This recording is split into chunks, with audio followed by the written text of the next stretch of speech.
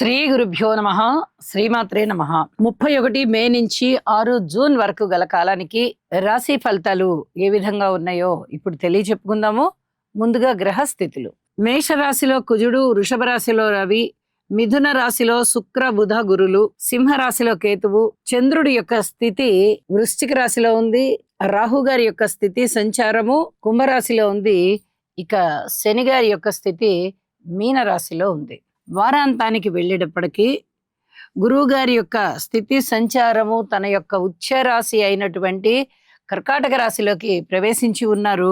అలాగే చంద్రుడి యొక్క గమనము కుంభరాశిలోకి వచ్చి రాహుతో కూడి ఉన్నది. గ్రహస్థితులు ఈ విధంగా ఉండగా గ్రహ సమ్మేళనాల యొక్క ఫలితాలు ఏ విధంగా ఉన్నాయి అంటే ఇక్కడ చూడండి, గురు శుక్ర బుధులు. గురు శుక్ర అనంగానే అది చక్కటి ధనయోగం, శుభయోగం. శుక్ర బుధ అనంగానే రెండు సున్నితమైన గ్రహాలే, మంచి సరళమైనటువంటి ప్రవర్తన. అలాగే గురువు గారితో బుధుడు కలిసినప్పుడు విద్య చాలా బాగుంటుంది. ఈ విధంగా అద్భుతమైన ఫలితాలే అని చెప్పడం జరుగుతోంది.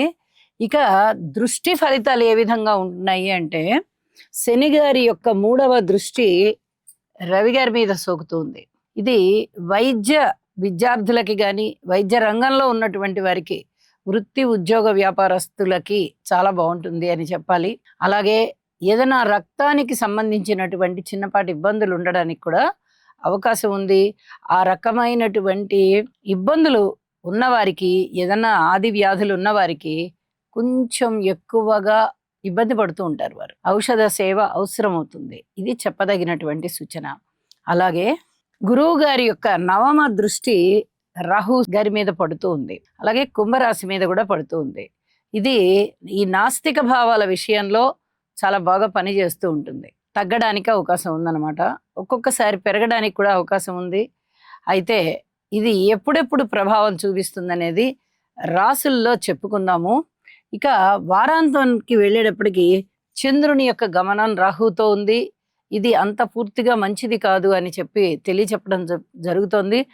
మగత, మత్తు ఇలాంటి లక్షణాలు ఎక్కువ అవుతాయి. ఆ సంబంధి పదార్థాలు కూడా, ఏ వస్తువులు తింటే, ఏ ద్రావకాలు తాగితే ఈ మగతకి మత్తుకి సంబంధించినటువంటి స్థితి ఉంటుందో అలాంటివి కొంచెం ఎక్కువగా వినియోగానికి సంబంధించి ఉంటాయి అని తెలియజేస్తున్నాను. ఇక గురువు గారి యొక్క సంచారం మారింది కాబట్టి గురువు గారి యొక్క అద్భుతమైనటువంటి గమనం అండి.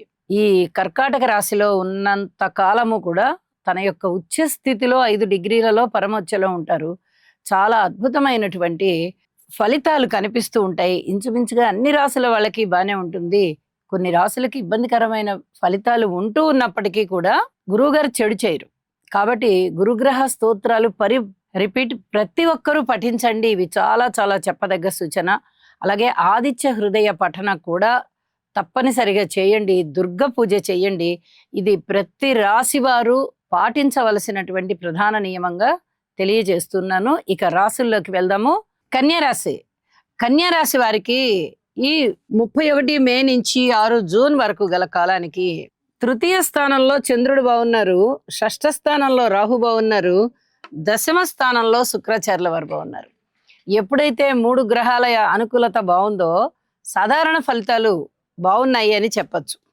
అయితే జాగ్రత్తలు తీసుకోవలసినటువంటి అంశాలు కూడా అవే స్థాయిలో ఉన్నాయి అని తెలియజెప్పడం జరుగుతోంది. దాన ధర్మాల విషయంలో చాలా జాగ్రత్తలు కూడుకొని ఉండాలి. మీరు అయిన కాడికి ధర్మం చేసేస్తాను, దానం చేసేస్తాను అంటే చాలా ఇబ్బంది పడతారు. మీరు రేపు పొద్దున ధనము వచ్చేటప్పుడు భద్రం చేసుకోకపోతే, ధనము ఖర్చు అయ్యేటప్పుడు అవసరాలకి ధనం ఉండదు. అలాంటి పరిస్థితి కనిపిస్తూ ఉంటుంది. అలాగే కొంచెం అవమానాలు, అపనిందలు ఉండేటటువంటి పరిస్థితి కనిపిస్తోంది. ఎక్కువగా ప్రయాణాలు చేయవలసినటువంటి పరిస్థితి కనిపిస్తోంది. పితృవర్గ రీత్యా అంత పూర్తి అనుకూలత కనబడబోవడం లేదు. ఉద్యోగ జీవితంలో ఒక్క పాలు మటుకే మీకు సంతృప్తి కనిపిస్తుంది తప్ప అన్ని విధాలా బాగుంది అని చెప్పడానికి చాలా కష్టంగా ఉంది. అలాగే కీర్తి ప్రతిష్టలు అయితే బాగా ఉంటాయి. వాటిని మీరు జాగ్రత్తగా కాపాడుకోవాల్సినటువంటి పరిస్థితి ఉంటుంది. ఇక మాతృవర్గ రీత్యా కొంచెం సహాయ సహకారాలు ఉంటాయి. అలాగే ధనము మీకు ఎప్పుడెప్పుడు చేతికి రావాలో అప్పుడప్పుడు చేతికి రావడానికి ఆటంకాలు లేకుండా ఈ వారాంతం నుంచి చాలా అద్భుతమైనటువంటి గురువుగారి యొక్క ఆగమనం వల్ల ఈ ఫలితాలు కనిపిస్తూ ఉన్నాయి. ఇక చంద్రుని యొక్క గమనం కూడా 6వ స్థానంలోకి వెళ్ళిపోయింది. అయితే రుణభారాల విషయంలో రుణాలు బాగా తగ్గుతాయి. స్నేహితుల యొక్క సహాయ సహకారాలు పెరుగుతాయి. ఏదైనా అనారోగ్యం చేసినట్టయితే చక్కగా ఔషధ సేవ చేస్తారు. ఈ అనారోగ్యం అనేది తగ్గిపోతుంది. అయితే ఎలర్జీలకి సంబంధించినటువంటి జాగ్రత్తలు అయితే తీసుకుంటూ ఉండండి. భార్యాభర్తల మధ్య సహాయ సహకారాలు కూడా చాలా తక్కువగా ఉన్నాయి. ఈ విషయంలో కూడా చాలా జాగ్రత్తలతో కూడుకొని ఉండాలి. అన్నదమ్ముల సహాయ సహకారం బాగుంది అని చెప్పాలి. వారాంతంలో ఎప్పుడైతే గురువుగారి యొక్క సంచారం మారింది అని చెప్పుకుంటున్నామో అది వార ప్రారంభంలోనే మారుతోంది. 1వ తేదీ రాత్రి నుంచే గురువుగారి యొక్క మార్పు కనిపిస్తోంది. ఇక అప్పటి దగ్గర నుంచి అంటే వార ప్రారంభం నుంచే అని చెప్పుకోవాలి. భార్యాభర్తల మధ్య అనుకూలత అతి త్వరలోనే రావడానికి అవకాశం ఉంది. ఇది చాలా చెప్పదగ్గ సూచన.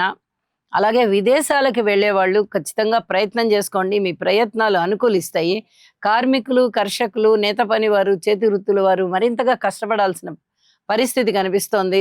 శనిగారికి తైలాభిషేకం చేయించండి. అలాగే నవగ్రహ స్తోత్రాలు పారాయణ చేయండి. నవధాన్యాలు దానం ఇవ్వండి. ఇంటి ఇలవేల్పుని పూజించండి. మరింత ప్రశాంత జీవితంతో ఉంటారు. కొత్త వ్యాపారాలు ఇప్పుడే మొదలు పెట్టవద్దు. ఇది చాలా చెప్పదగినటువంటి సూచన. అలాగే గురువుగారు లాభస్థానంలోకి వచ్చేస్తున్నారు కాబట్టి శుభకార్యాలు అయితే అతి త్వరలోనే కుదిరేటటువంటి పరిస్థితి ఉంటుంది. ప్రయత్నం చేయండి. ఇక మనోబలం బాగా పెరుగుతోంది. ఇది కూడా చాలా చాలా చెప్పదగినటువంటి సూచనగా తెలియజెప్తూ ఉండొచ్చు.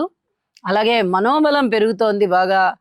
లాభస్థానంలో ఉండవలసినటువంటి చంద్రుడు 3వ స్థానంలో ఉన్నారు అంటే ఇక్కడ ఏ విధంగా లాభాల బాటలో ఉంటారు మీరు అంటే అన్నదమ్ముల యొక్క సహాయ సహకారాలే కాదండి.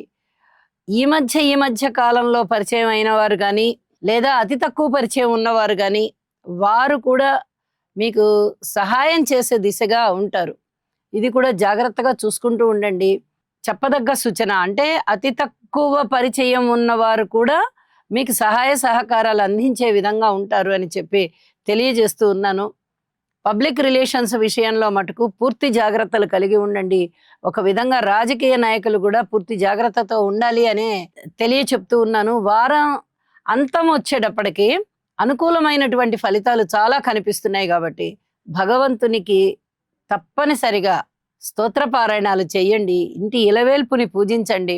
ఈ చెప్పినటువంటి పరిహారాలు ఏవైతే ఉన్నాయో అవి పాటించండి. మరింత అభివృద్ధి కనిపిస్తుంది. శుభం.